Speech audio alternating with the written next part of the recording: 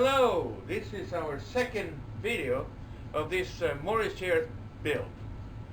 On the last video, we left off when we were cutting the tenons on these side rails. So we should start right there again. Now we are going to cut on the shoulder.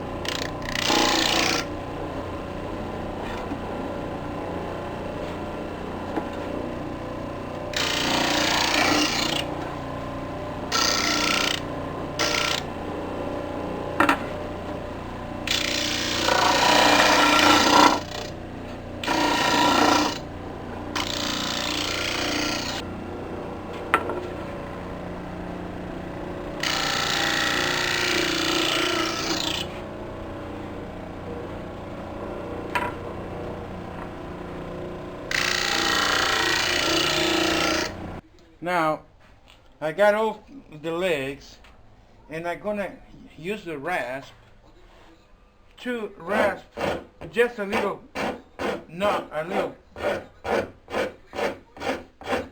taper at the bottom of the leg. Let's say about an eighth of an inch taper on a 45-degree angle, sort of like that. That taper is going to prevent the leg from splintering if somebody drags it around.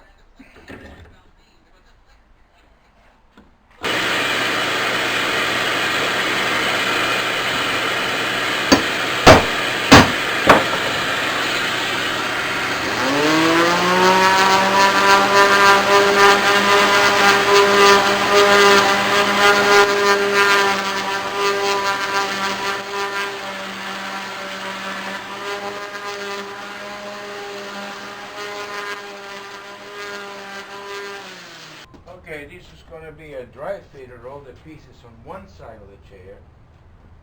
So I'm ready to glue, but before I do that, I'm going to do a dry fit.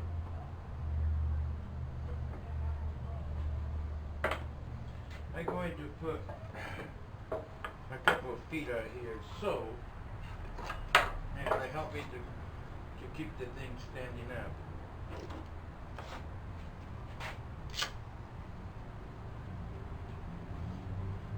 One side.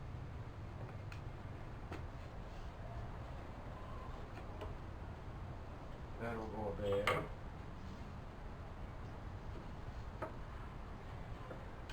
This is go here.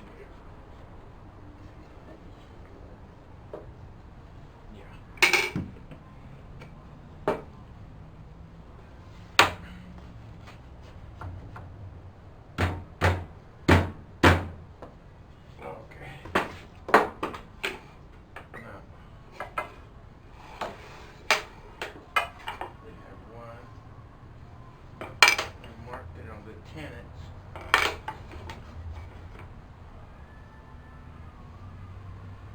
That's 6.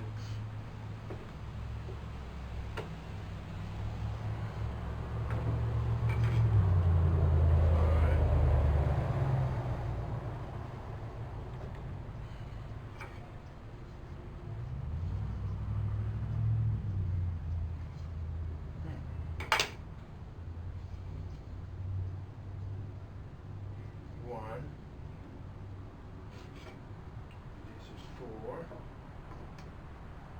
and this is 2.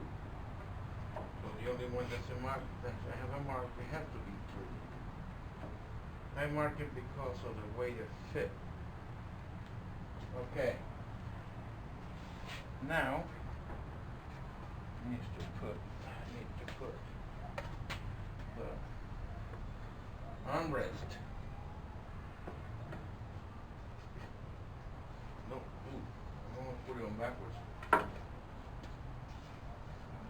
The white side to the outside. And dry fitting all these parts. It'll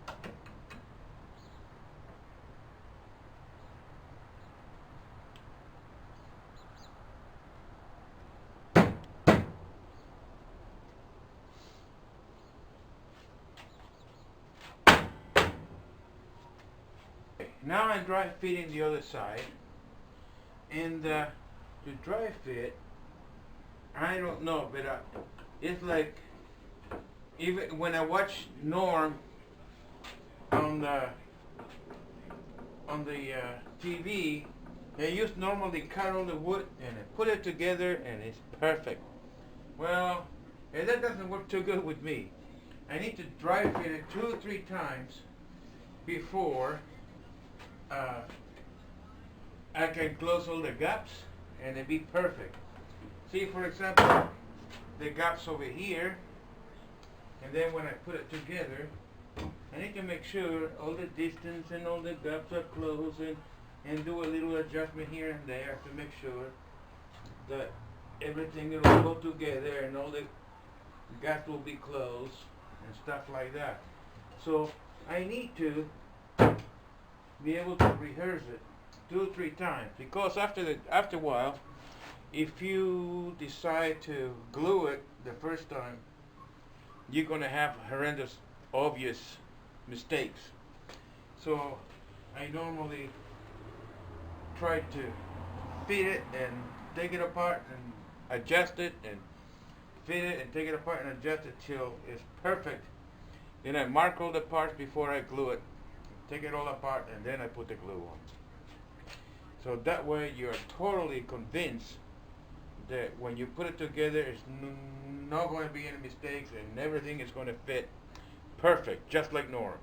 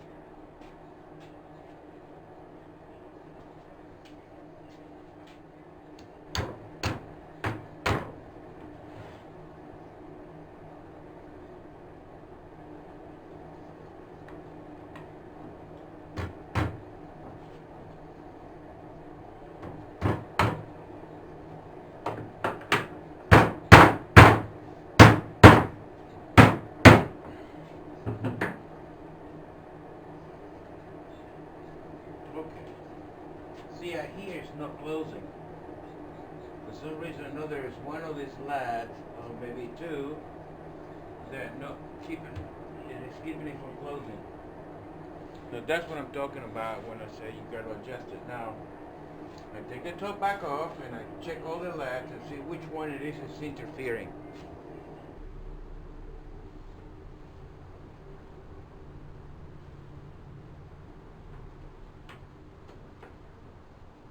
There's one out here.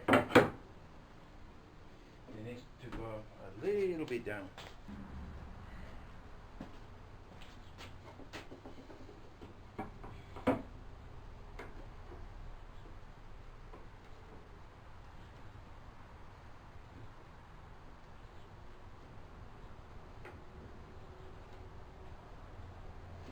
This one is still a little bit too high. See if I can just shave a tiny bit. About a 32nd of an inch I took out. Let me see. Perfect. Now we're cooking. Now we're cooking. Okay. Let me take a little bit off the shoulder.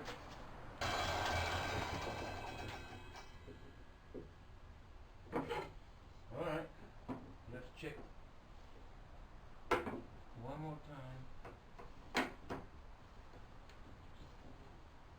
Alright. Now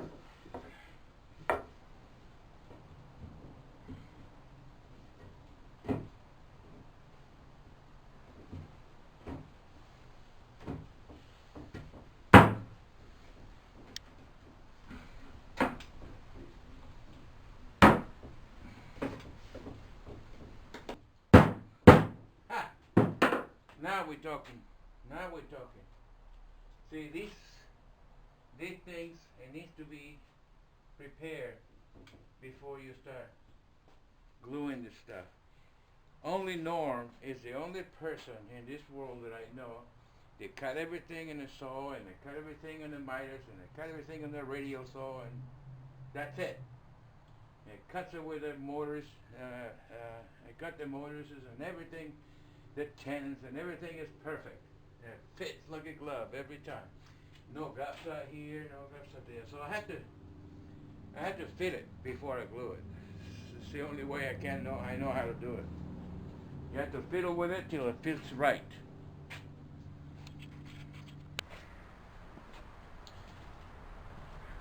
Now we have both sides of the chair already built. Now it's a dry fit right now. I don't have any glue on it yet. So I'm going to get ready for the glue up. And after I glue it up, I'm going to put it aside and I'm going to work on the stretchers for the back and the front. The back stretcher is a little bit wider than the front stretcher. But that's okay. Now that everything fits fine, there is no alarming gaps or any gaps, all but perfectly closed, all perfectly closed on the top, on it, and everywhere. It took a little bit to fine tune the chair, but I didn't want to leave, just put it together like I said. Now, as far as I know, Norm is the only one that can do it without fitness. But it's okay. Once everything fits okay, I'd like to do it, and I'd be happy with the job than trying to put everything together and then we have a messy job.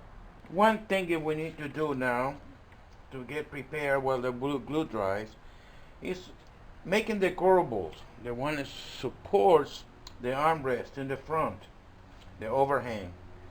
So what we're supposed to do now is first I'm going to mark 9.5 inches.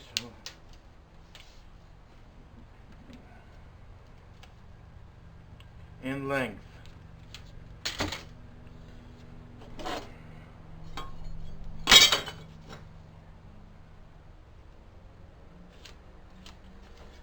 Now I'm going to find a curved section that will give me more or less what I need there. Will give me more or less what I like to do, and that curve in the bottom of the corbel, and I draw it up.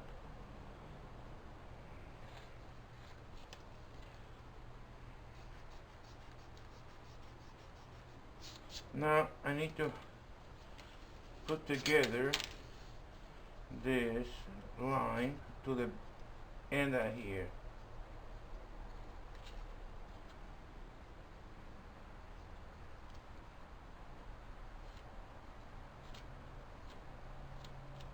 Unify those 2 points.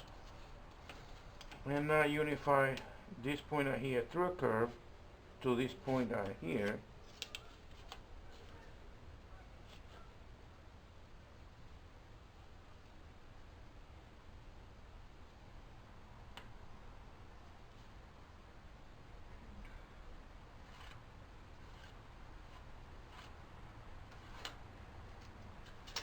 Okay, now what we can do is go to the bandsaw, the small bandsaw, and cut it out and sand it smooth.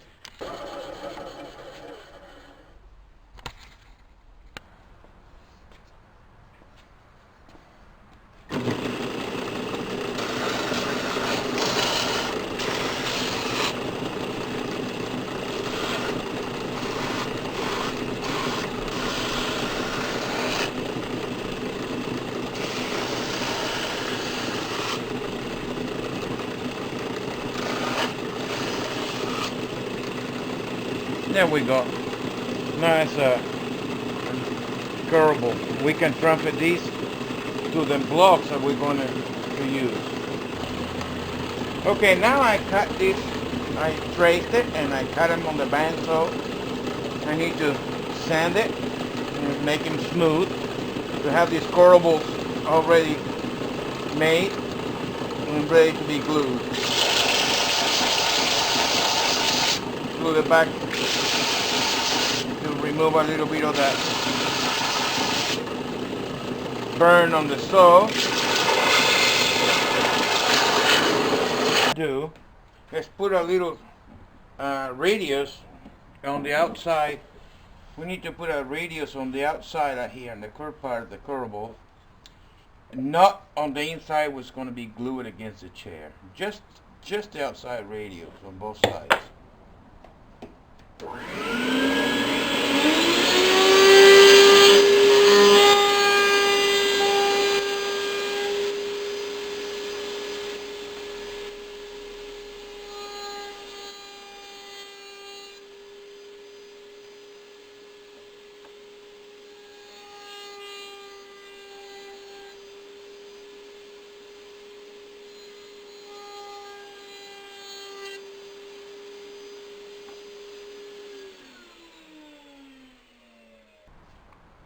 Now, I use this gadget out here that I use to cut little corners on the box when I build the boxes to drill the hole at an angle.